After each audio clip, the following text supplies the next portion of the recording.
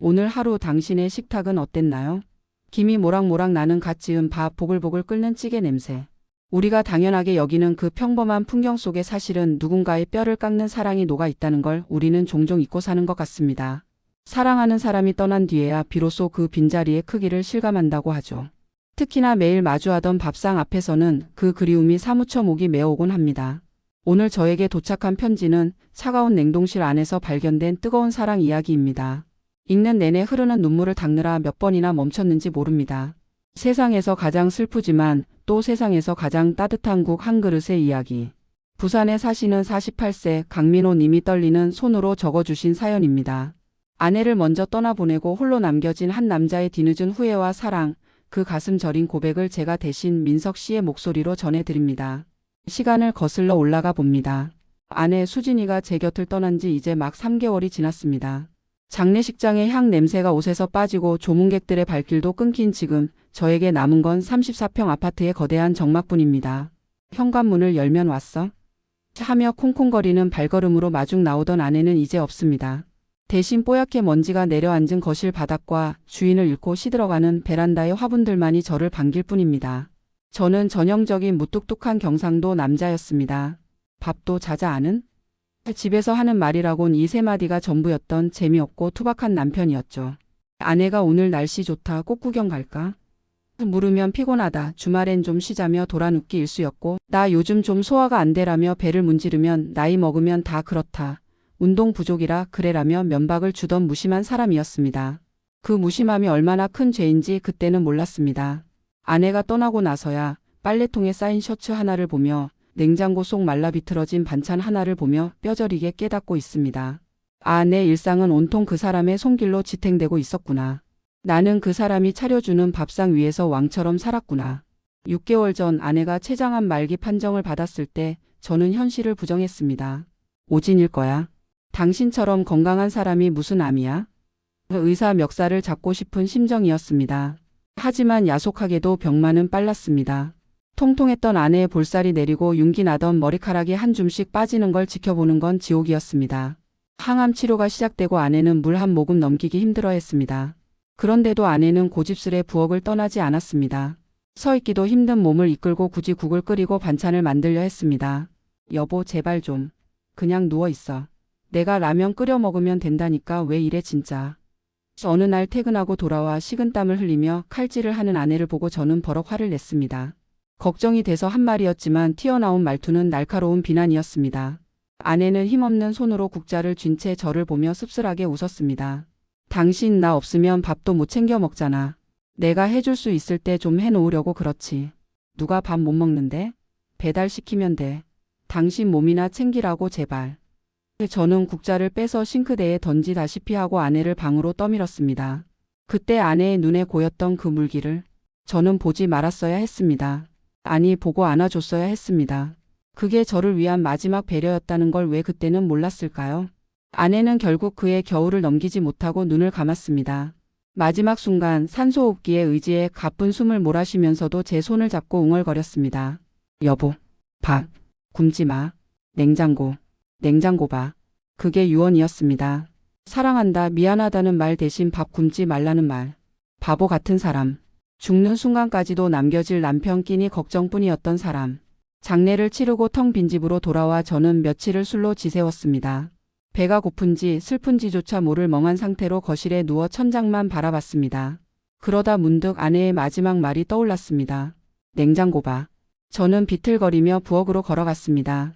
아내가 생전에 그토록 애지중지하던 양문형 냉장고. 문을 여는 순간 훅 끼쳐오는 익숙한 반찬 냄새에 눈시울이 붉어졌습니다. 하지만 아내가 말한 건 냉장실이 아니었습니다. 냉동실 문을 열었을 때 저는 그 자리에 얼어붙고 말았습니다. 그곳은 단순히 얼음을 얼리는 공간이 아니었습니다. 아내가 남겨둔 거대한 타임캡슐이었습니다. 투명한 플라스틱 용기 수십 개가 테트리스 블록처럼 빈틈없이 그리고 질서정연하게 쌓여 있었습니다. 하나하나 꺼내 보았습니다. 용기 뚜껑마다 하얀 견출지에 아내의 삐뚤빼뚤한 글씨가 적혀 있었습니다. 항암 치료 때문에 손이 떨려 지렁이처럼. 흔들리는 그 글씨들이 제 심장을 후벼 팠습니다. 우리 여보 좋아하는 사골국. 물 조금 넣고 끓여요. 술 마신 다음 날 북어국. 파 송송 썰어 넣기. 입맛 없을 때 비벼 먹을 강된장. 김치찌개용 돼지고기 소분 종류도 다양했습니다. 제가 평소에 좋아하던 반찬부터 국, 찌개용 거리까지 1인분씩 딱 한 끼 먹을 분량으로 정성스레 소분되어 있었습니다.